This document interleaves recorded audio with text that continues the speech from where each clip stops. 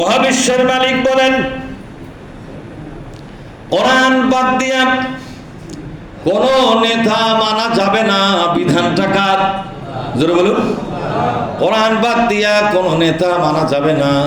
ওয়ালা তাত্তাবিউ মিন দুনিহি আউলিয়া, কোন রকমের কোন নেতা মানা যাবে না। তা গ্রামের হোক, ইউনিয়নের হোক, উপজেলার হোক, জেলার হোক, বিভাগের হোক, কিংবা কেন্দ্রীয়ভাবে হোক, কোন নেতা মানা যাবে না কোরআন বাদ দিয়ে। নির্দেশটা কার? এই কলিলাম মা তাযাক্কারুন।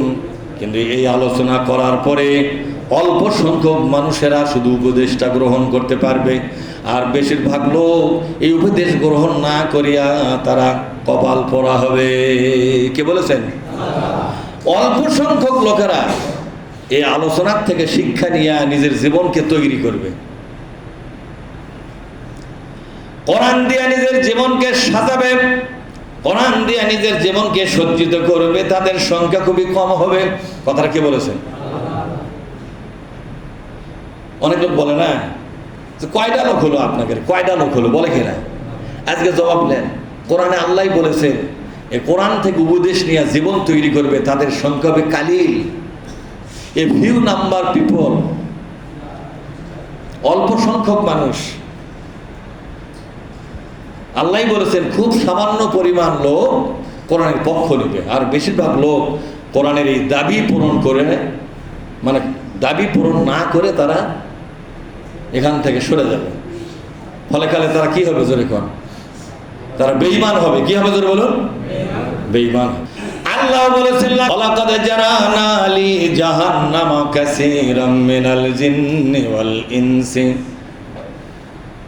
লাহুম কুলুবুন লা ইয়াফকাহুনা বিহা ওয়া লাহুম আয়ুনুন লা ইবসিরুনা বিহা ওয়া লাহুম আযানুন লা ইয়াসমাউনা বিহা উলাইকা কাল আনআম বাল হুম আদল।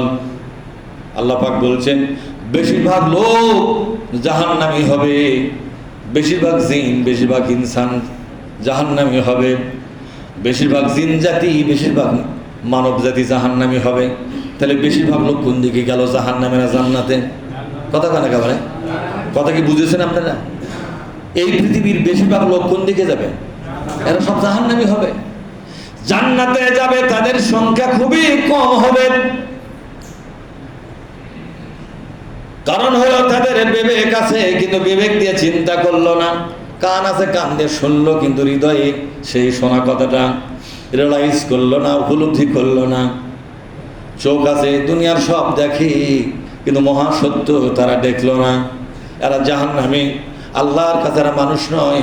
উলাইকা কাল আনআম, মানুষ হলে আমাদের কাছে তারা মানুষ কিন্তু আল্লাহর কাছে জানোয়ার। আল্লাহর কাছে কি?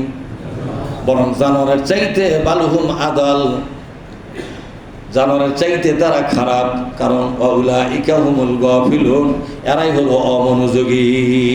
কোরআনের আলোচনাতে এদের মনোযোগ নাই। প্রমাণ হলো কোরআনের আলোচনার কোনো মনোযোগ, কোরআন আলোচনার অন্য জায়গার থেকে তিনি এসে শুনবেই না। যেদিন কোরআনের আলোচনার বেকাদাত করে বসেছে, বসে থাকো আর একদিকে খেয়াল করে আসে।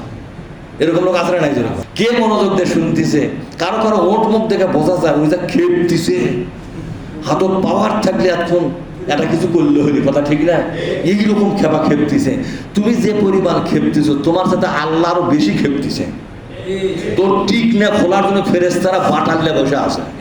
বিশ্বাস না হয় মরে দেখ, তোর ঠিক না ক্যাঙ্গারে খোলে কবর বুঝাবার বুঝায়। কথা ঠিক না? ঠিক। কিন্তু আমরা তুই রাগ কর আর হাসে কার কান্দে, আমরা কোরআনের পক্ষে আন্দোলন করতেছি, আমরা করেই যাবো। কি করেন আপনারা? আপনারা কি কোন দিকে থাকবেন? এ কথা কয় না রে, কোরআনের দিকে থাকবো, তাতে জীবন যায়। আর তুমি যে কোরআনের দুশ্মন, তুমি সুগত আছো দুনিয়া, আমরা মনে হয় মরিচ ছানা করে ভাত খাই তাই মনে করছে। খোঁজটা দেখো তোমার সাথে খারাপ খাই না। কথা ঠিক না? আর যে এলাকাতে সেটি খাওয়া কি? কোরআনের পক্ষে থাকলে এই পৃথিবীতে থাকে আল্লাহ না খায়া মারে না, তোমাকে আল্লাহ সুগে মারবে, তোমার সংসারে আগুন লেগে দেবে আল্লাহ। ঠিক না?